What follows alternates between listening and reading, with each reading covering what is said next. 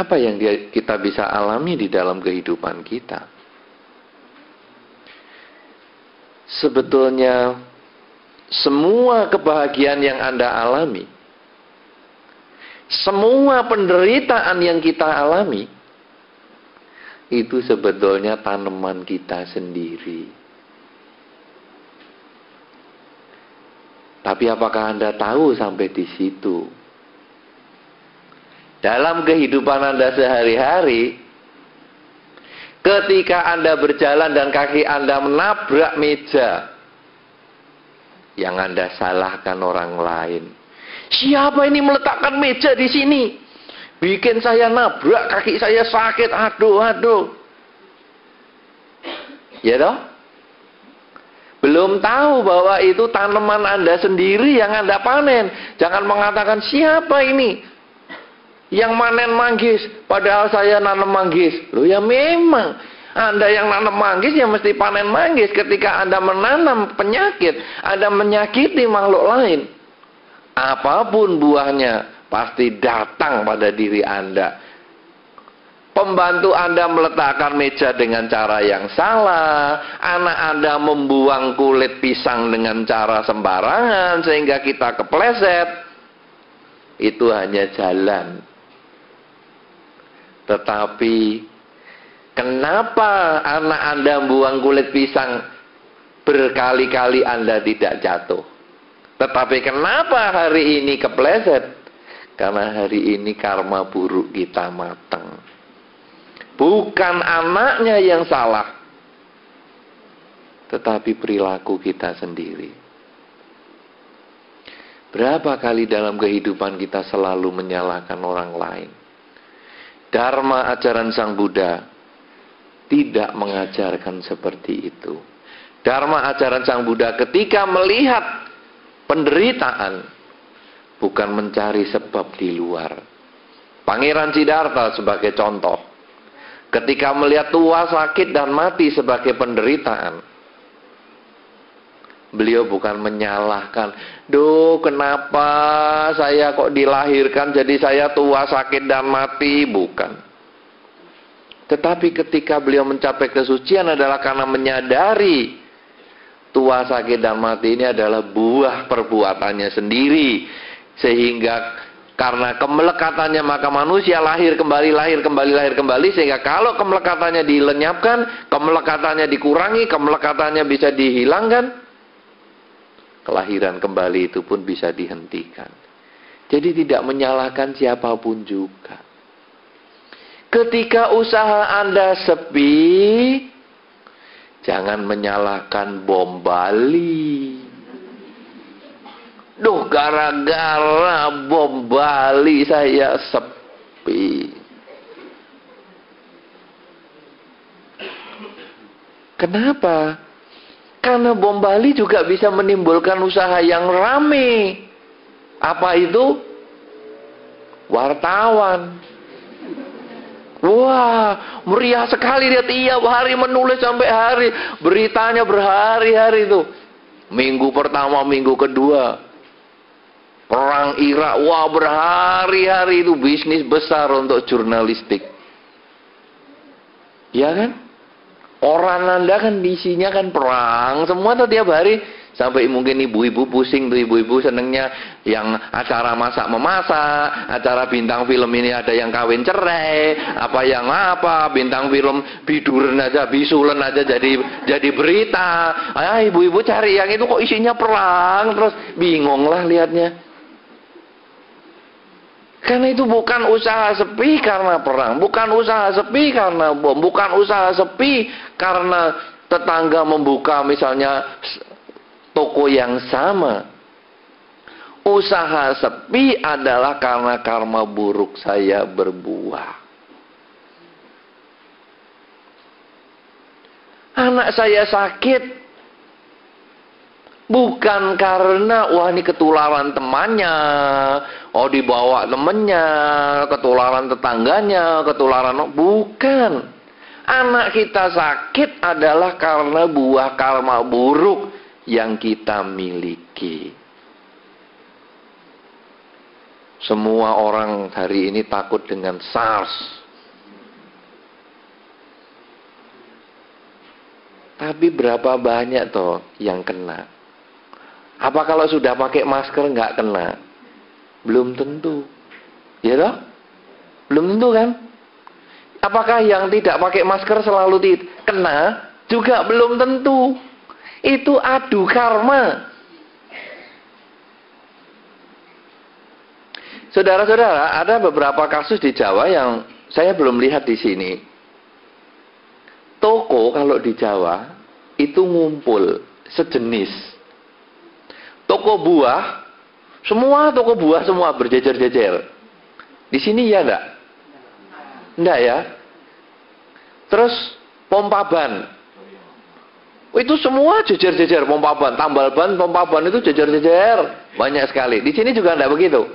Untung. Cuman jadi sulit melihat adu karma. Karena kalau di Jawa Anda ke Surabaya saja itu gampang sekali lihat kan. Toko buah semua, toko emas satu deret tuh toko emas semua. Kemudian onderdil semua. Itu kalau di Gedung Doro itu, ya, itu sepanjang jalan onderdil semua. Yang heran saudara-saudara, apa yang mengherankan? Semua toko itu, semua kios itu, semua penjual itu bisa menghidupi keluarganya. Apa enggak aneh? Kalau Anda sendirian di kota ini lalu jualan buah, laris, itu normal. Karena tidak ada saingan. Tapi jualan sederet, Anda tetap bisa menghidupi keluarga. Anda tetap bisa menyekolahkan anak-anak. Dan itu jualannya juga bertahan berbelas-belas tahun. Itu yang luar biasa. Kenapa? Karena di dalam kehidupan ini kita sebetulnya adu karma. Kebahagiaan yang kita miliki adalah buah dari perbuatan kita sendiri. Sebaliknya keburukan, penderitaan, kejengkelan, itu juga buah perbuatan kita. Kalau kita sudah menyadari seperti itu, kita akan takut melakukan kejahatan. Itu otomatis. Anda suka gosip? Jangan salah kalau nanti Anda di belakang digosip orang. Itu tanaman Anda sendiri soalnya. Anda kan, siapa yang buka toko ini kira-kira? Yang punya karyawan?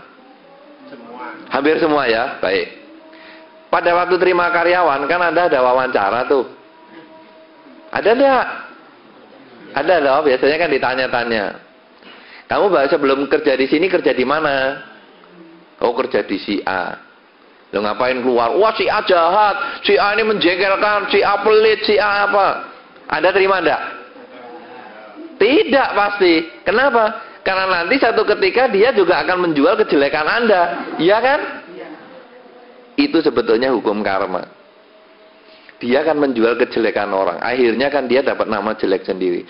Berapa kali dalam kehidupan kita ini kita menjual kejelekannya orang? Hah? Wah, bagaimana si A? Wah, si A itu aduh menjengkelkan. Temannya langsung, benar, selain menjengkelkan dia, waduh, aku pernah begini. Hah? Berapa kali coba itu? Mental Anda seperti itu. Pernah? Pernah belum? Pernah loh? Nah, itu tanaman Anda. Siap-siap nanti satu ketika Anda panen.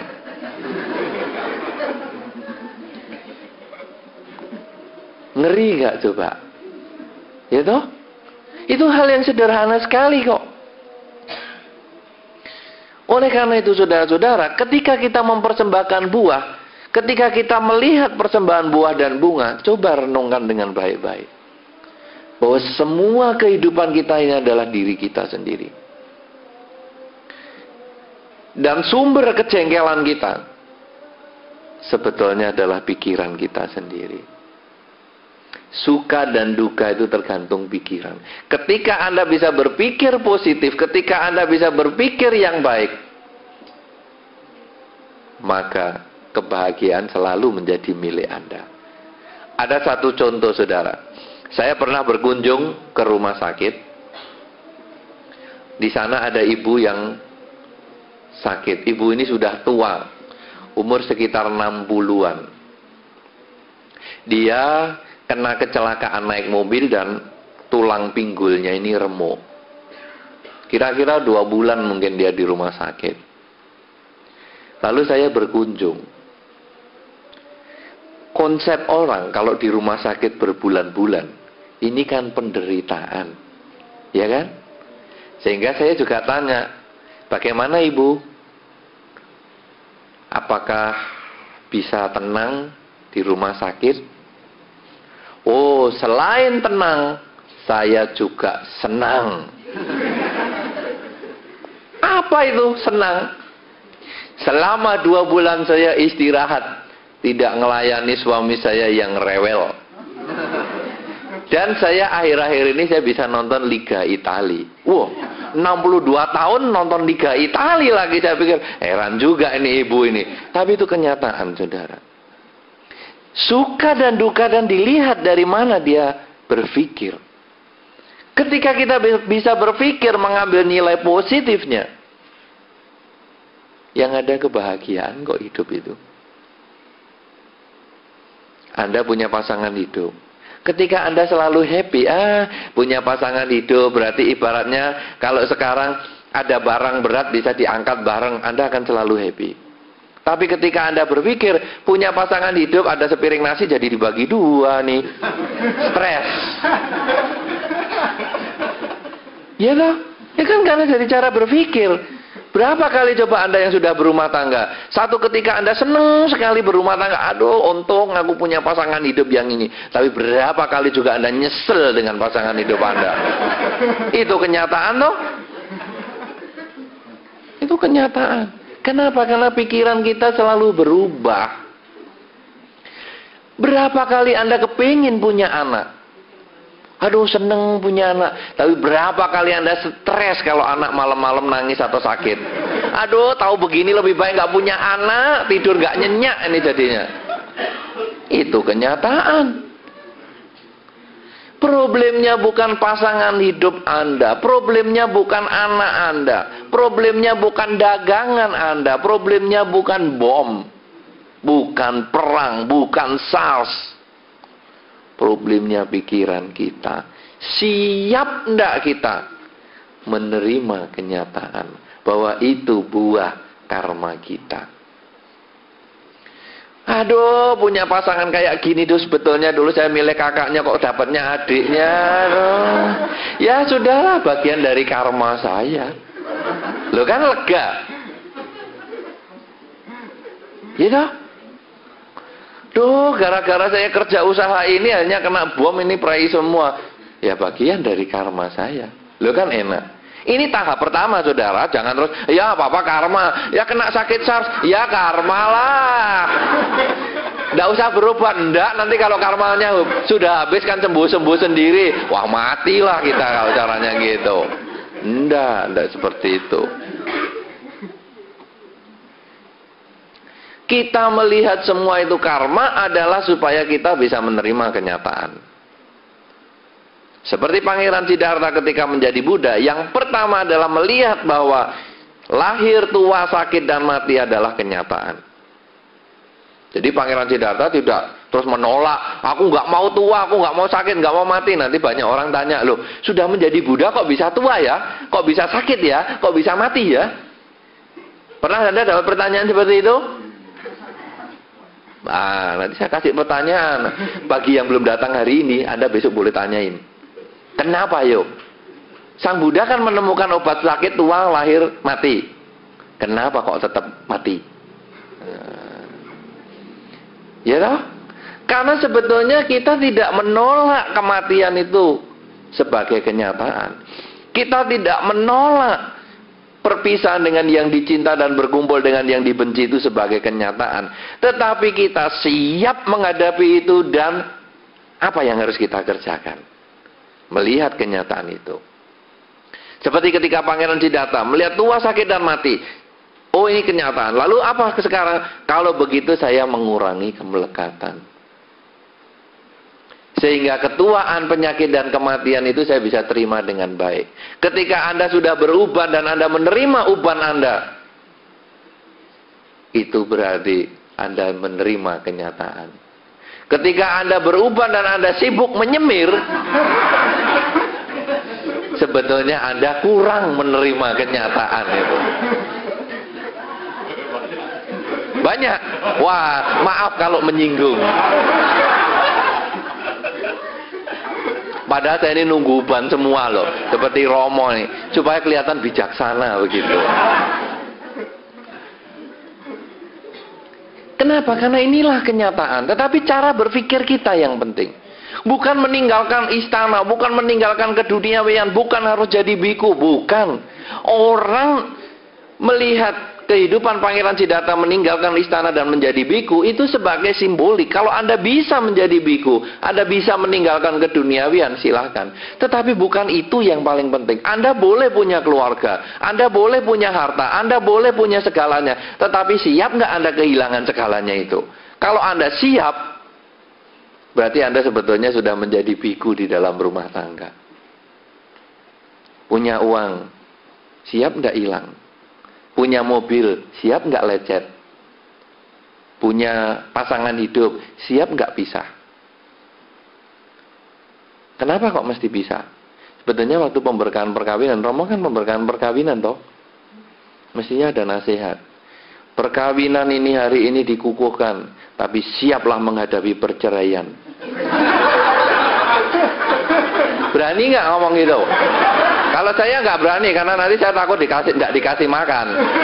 Tapi kalau Romo kan cari makan sendiri, mestinya berani dong. Ya? Kenapa takut? Perkawinan itu pasti berakhir perceraian. Percaya nggak? Ya, cerai mati atau cerai hidup urusan lain. Tapi pasti cerai. Maka ada pepatah mengatakan, kita itu dulu lahir satu-satu, terus jadi dua, karena kan kawin, terus beranak pinak, kan jadi banyak.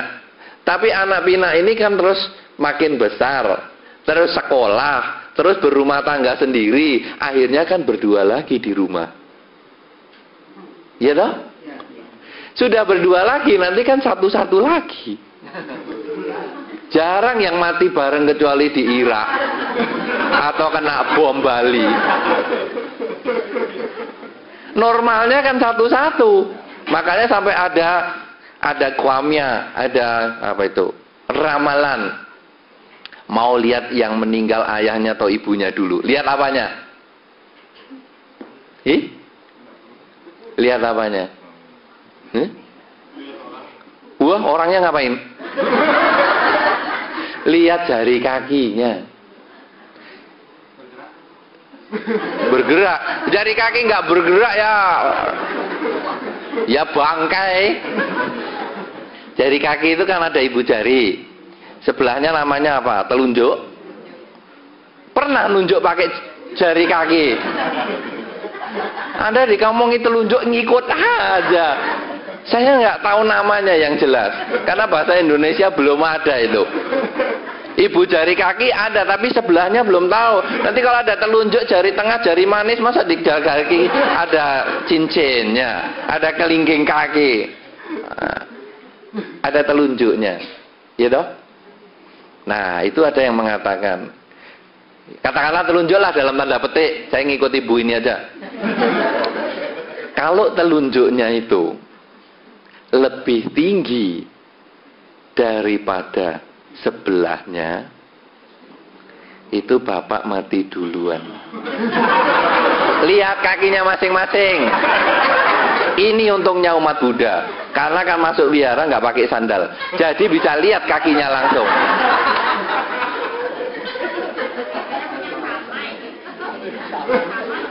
Kalau sama, wah, masih komplit bapak ibunya, happy, adu karma memang. Tapi rata-rata itu ada yang telunjuknya dalam tanda petik tadi lebih pendek. Ada yang lebih pendek. Jarang. Itu ibu yang meninggal duluan. Makanya karena jarang, lebih banyak bapak mati duluan. Berapa banyak janda dibandingkan duda? Loh, ini kenyataan loh. Ya toh? Ini kita berbicara kenyataan, tidak mengada-ada. Ya kan? Yang ditinggal, sekarang coba saya mau tahu, yang ditinggal bapak berapa orang coba? Dari sekian banyak ini. Yang ditinggal papahnya berapa orang? Yang dah punya papa? Lihat dari, yang masih punya mama loh tapi ya. Tidak ada papa, masih punya mama. Lihat jari kakinya, bener nggak omongan saya tadi? Hah? Betul? Sekarang yang ditinggal mama tapi masih ada papa. Siapa? Hah? Jari kakinya gimana? Benar? Yang telunjuk tadi lebih pendek? Ya? Betul? Betul nggak? Benar toh? Nah, itu satu bukti. Makanya banyak janda daripada duda. Nah, saudara-saudara, sekali lagi, itu adalah karma. Ya, kita ini lahir karena karma kita. Terimalah itu sebagai kenyataan. Berkumpul dengan yang dibenci, ya sudah, kakinya nggak usah dilihat lagi. Acara kaki sudah selesai. Ini sudah cerita yang lain. Nanti kaki terus yang diurusin. Nanti kalau Anda mendengarkan, saya akan kasih yang lebih hebat-hebat lagi. Makanya kaki selesai. Nanti di rumah liatin kakinya semua orang. Dan Anda lihat kaki anak Anda. Nanti Anda akan tahu siapa yang meninggal duluan. Jangan takut. Ya, nah saudara-saudara,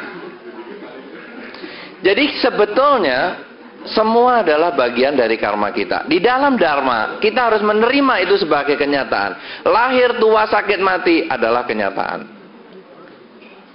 Sekarang apa yang harus kita lakukan menghadapi itu?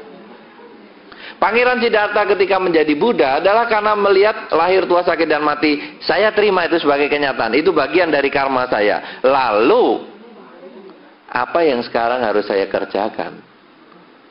Yaitu mengurangi ketamaan, mengurangi kebencian, mengurangi kemelekatan saya. Sehingga ketika saya mengalami tua, saya sudah tidak melekat.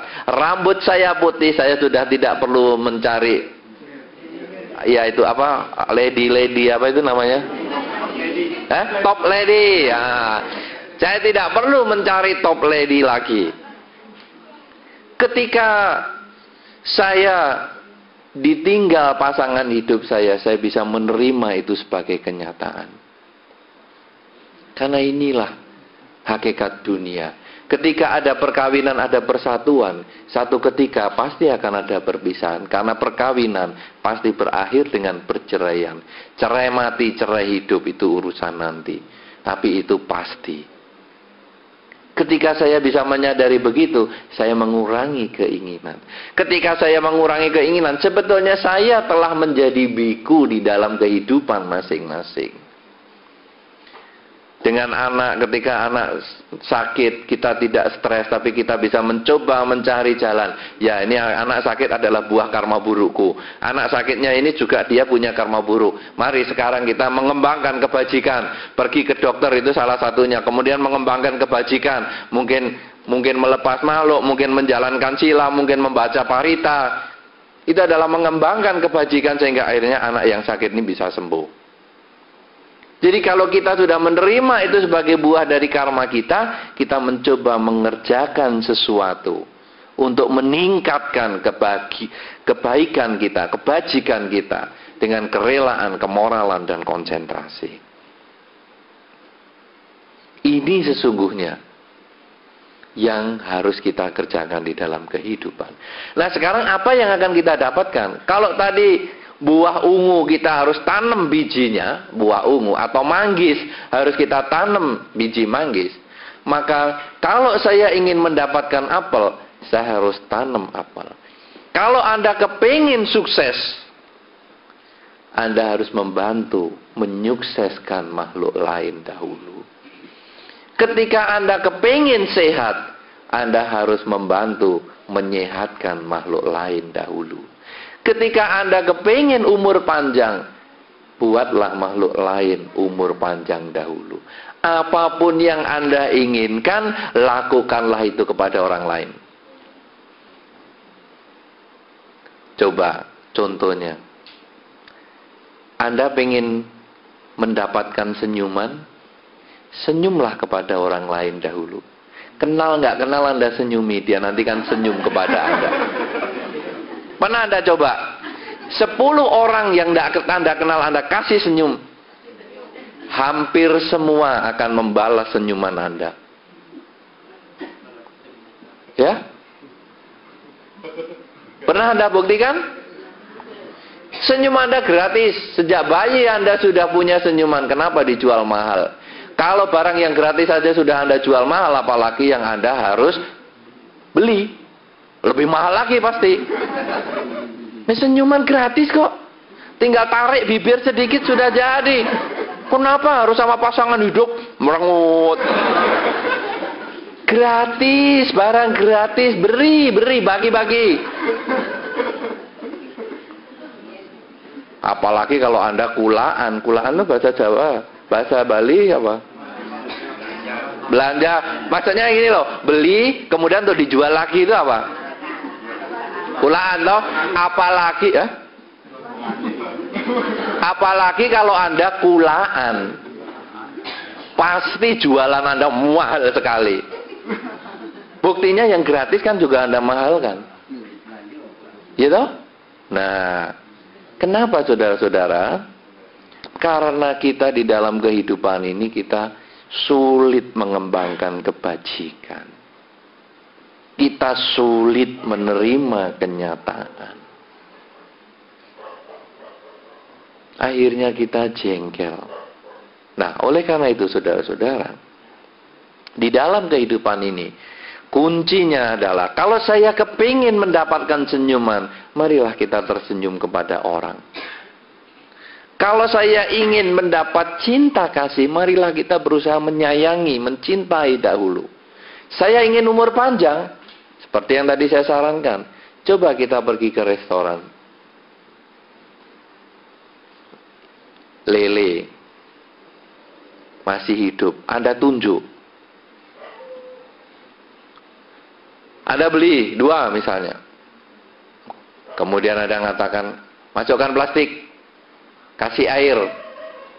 Kita nanti lepaskan di pinggir sawah sana juga bisa. Atau cari di sungai. Tanam umur panjang. Lele kan mestinya begitu ditunjuk langsung dipotong kepalanya. Karena itu kalau bayar harus hati-hati. Banyak orang, pernah Anda beli lele? Untuk dilepaskan maksud saya? Lele hidup untuk dimakan. Nah, ya terimalah karmamu. Kadang-kadang begini, beberapa umat kan, beli lele yang ini, yang besar-besar sudah sehat-sehat, terus dia sibuk nyari uang dong untuk bayar. Begitu uangnya sudah lengkap, lelenya nggak punya kepala, karena biasanya sama penjualnya langsung pegang kepalanya dipotong. Ya kan? Atau dipukul kepalanya. Nah, Anda kali ini harus hati-hati. Begitu tunjuk lele, tunggu sampai diplastikin, tunggu sampai dimasukkan air, bawa pulang. Lalu Anda lepaskan. Anda tanam umur panjang. Anda bisa bertekad, semoga dengan saya menanam usia panjang ini, saya pun juga mendapat panjang usia. Kesehatan. Anda sering sakit-sakitan. Cobalah Anda pergi ke panti asuhan, membawa obat. Anda berikan, sambil Anda bertekad, semoga dengan saya mempersembahkan obat-obatan ini, saya juga mendapat kesehatan. Atau kalau jauh-jauh, pegawai Anda sakit, kasih obat, kasih uang ke dokter. Bisa. Jadi apa saja yang Anda inginkan, Anda bisa dapatkan. Dengan menanam. Di dalam dharma hukumnya menanam. Jangan minta, aku minta manggis, aku minta apel, aku minta jeruk, tanpa melakukan sesuatu. Aku ingin manggis, aku ingin jeruk, Aku ingin apel, aku tanam itu semua. Aku ingin sehat, aku ingin kuat, aku tanam itu. Kalau Anda selalu begitu, maka kebahagiaan bukan menjadi hal yang aneh untuk Anda. Anda akan merasa, ya kalau aku bahagia kan memang buah karmaku. Tapi penderitaan, Anda juga siap menghadapi. Karena Anda juga menyadari, ini buah dari perbuatan Anda. Inilah saudara-saudara yang menjadi satu makna. Kenapa di dalam kehidupan kita sehari-hari, sebagai seorang umat Buddha, kita mempersembahkan salah satunya adalah buah ataupun bunga. Sebagai seorang umat Buddha, jangan hanya berhenti sampai upacara saja. Tetapi cobalah Anda renungkan, setelah saya menjadi umat Buddha, setelah wihara sudah menjadi sedemikian megah, sudahkah saya menjadi lebih baik? Kalau Anda setelah kenal agama Buddha dan menjadi lebih baik, maka agama Buddha cocok untuk Anda. Dulu Anda suka gosip, terus tidak pernah gosip. Dulu Anda marah-marah, sekarang jadi sabar. Dulu Anda pendendam, sekarang pemaaf. Dulu kalau ngomel-ngomel dengan suami atau istri, 2 minggu nggak pernah ngomong, sekarang langsung ngomong. Anda berhasil menjadi umat Buddha. Tapi kalau dulu nggak pernah gosip, setelah kenal agama Buddha temannya pada gosip, wah malah sekarang aktivitasnya lebih daripada dahulu. Dulu pemaaf, setelah umat Buddhanya aneh-aneh kelakuannya begini, wah jadi pendendam. Dulu dengan suami atau istrinya baik, nggak pernah cekcok, setelah kenal agama Buddha malah cekcok terus. Malah kalau cekcok bertahan, diem-dieman, 2 minggu, 3 minggu. Dulunya kalau diem hanya 2 minggu, sekarang jadi 1 bulan. Katanya meditasi. Saya kira Anda belum mengerti ajaran yang sesungguhnya. Kenapa? Karena kalau kita ikut agama Buddha dan menjadi lebih jelek kelakuan kita, maka sesungguhnya kita memahami agama Buddha secara salah. Tetapi kalau kita melihat agama Buddha, mengikuti ajaran Sang Buddha, dan kita menjadi lebih baik, sedikit demi sedikit menjadi lebih baik. Tidak harus hari ini ikut agama Buddha langsung besoknya berubah total kayak dewa atau dewi. Saya kira ya tidak seperti itu. Itu semua harus berproses, kita mau berubah. Aduh, aku orang wihara, jangan sampai aku menjelekkan agama Buddha. Kelakuanku harus aku jaga, perilakuku, ucapanku aku harus jaga.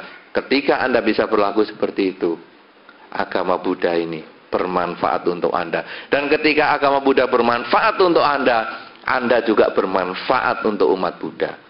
Kenapa? Karena ketika lingkungan Anda melihat Anda dan kemudian menyadari, umat Buddha ini baik-baik loh. Setelah ke wihara, semuanya kok jadi baik-baik. Semua tertarik ke wihara. Itu manfaat Anda untuk agama Buddha. Tapi kalau setelah ikut agama Buddha Anda malah tambah tidak karuan, tambah berantakan, orang lain juga akan melihat, jangan ke wihara lah. Wiharanya bagus tapi orangnya wah, no good, no good. Bocah lah ke wihara. Tidak perlulah. Siapa yang rugi? Kita sendiri. Karena itu majunya agama Buddha, kemunduran agama Buddha tidak tergantung agama lain, tapi tergantung diri kita sendiri. Berjejer-jejer toko emas, berjejer-jejer toko onderdil, berjejer-jejer toko buah-buahan. Maju atau mundurnya usaha kita tergantung karma kita sendiri. Sanggup nggak Anda melakukan itu? Karena itu saudara-saudara, mulailah hari ini perbaiki perilaku kita. Kita semua pasti punya kekurangan. Tapi ajaran Sang Buddha ini menunjukkan jalan. Bagaimana kita memperbaiki ucapan kita, memperbaiki perilaku kita, dan memperbaiki cara berpikir kita. Kalau kita bisa mulai sedikit demi sedikit, Anda sesungguhnya telah berdana dharma. Berdana dharma bukan hanya membantu pembangunan wihara, menyumbang ini, menyumbang itu, bukan. Tapi kelakuan Anda yang baik menunjukkan bukti ajaran Sang Buddha di dalam kehidupan Anda, sehingga Anda bisa menjadi contoh untuk lingkungan Anda, keluarga Anda, anak-anak Anda, menantu-menantu Anda, cucu-cucu Anda sebetulnya telah berdana dharma. Marilah kita perbaiki perilaku kita. Jangan hanya wihara saja yang dibikin megah, tapi juga perilaku kita. Ya, dengan demikian maka mengertilah bahwa semua di dalam kehidupan ini adalah karma. Kita renungkan itu semua dan kita siap memperbaiki karma kita dengan kerelaan, kemoralan, dan konsentrasi sehingga akhirnya kebahagiaan akan menjadi milik kita bersama. Ya, inilah yang perlu saya sampaikan dalam kesempatan malam hari ini. Saya kira ini kesempatan pertama karena besok kita akan adakan lagi ya. Dan saya ingin mungkin nanti juga setelah ini ada acara diskusi dan lain sebagainya yang tentunya akan memberi manfaat untuk kita semua. Semoga Anda berbahagia di dalam Dharma, semoga Anda bisa berubah perilakunya dengan jalan Dharma, semoga Dharma menjadi jalan hidup Anda, nafas kehidupan Anda, sehingga akhirnya Anda berbahagia di dalam Dharma, baik dalam kehidupan ini maupun dalam kehidupan yang akan datang. Semoga Anda selalu berbahagia. Semoga semua makhluk, baik yang tampak maupun yang tidak tampak, memperoleh kebaikan dan kebahagiaan sesuai dengan kondisi karmanya masing-masing. Sabe sata bawantu sukitata.